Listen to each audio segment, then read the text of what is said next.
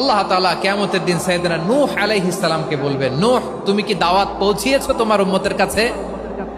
নূহ আলাইহিস সালাম বলবেন, হ্যাঁ আমি পৌঁছিয়েছি।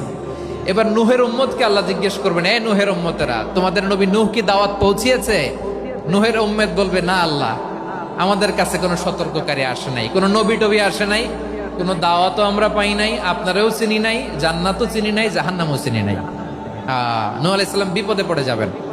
তখন আল্লাহ বলবেন, নূহ তুমি বললা পৌঁছিয়েছো, তোমার উম্মত বলে কিছু পায় নাই। নূহ তোমার কি কোনো সাক্ষী আছে? তোমার কথা আর তোমার উম্মতের কথা তো মিলে না।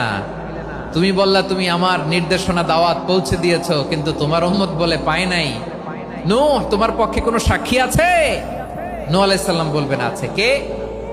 উম্মতে মুহাম্মাদি। তখন আমরা বলবো, আল্লাহ, আল্লাহর নবী নূহ আলাইহিস সালাম তিনি আপনি যা যা বলেছেন ঠিক তা তার উম্মতের কাছে পৌঁছে দিয়েছে। এবার নূহের উম্মতের সাথে আমাদের ঝগড়া লাগবে। তারা বলবে, তোমরা আসছো আমাদের হাজার হাজার বছর পরে, তোমরা কি করে জানলা? তোমাদের সাক্ষী ধর্তব্য হবে না? আমরা তখন বলবো, আমাদের কোরআনে তোমাদের নবীর নামে আল্লাহ তাআলা একটা সূরা নাজিল করেছেন, সূরাতে নূহ। আওয়াজ করে পড়েন আল্লাহু আকবার।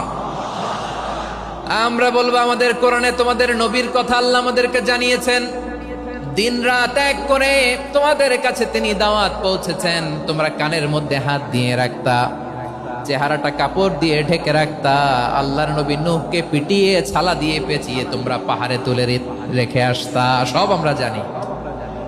আমরা যখন বলবো এই কথা, নূহের উম্মত চুপসে যাবে। তখন আমরা সত্য বলেছি কিনা এটা আল্লাহ তাআলা জানতে চাইবে বিশ্বনবীর কাছে। তখন বিশ্বনবী আমাদের পক্ষে সাক্ষী দিবেন। আওয়াজ করে বলেন আল্লাহু আকবার। এজন্য আল্লাহ বলেন, নবী আপনি হচ্ছেন সাক্ষ্যদাতা, সব নবীদের উপর আপনি হবেন সাক্ষী, আবার আপনার উম্মতের সাক্ষীর উপর আপনি হবেন সাক্ষী। তার মানে নবী গো, কিয়ামতের কঠিন ময়দানে আপনি হবেন রাজ সাক্ষী। বিশ্বনবী কি সাক্ষী?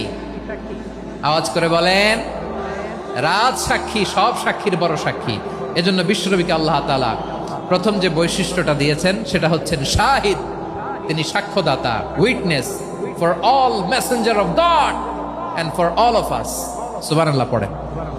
তাহলে এক নাম্বার বৈশিষ্ট্য বুঝতে পেরেছেন? বুঝতে পেরেছেন সবাই?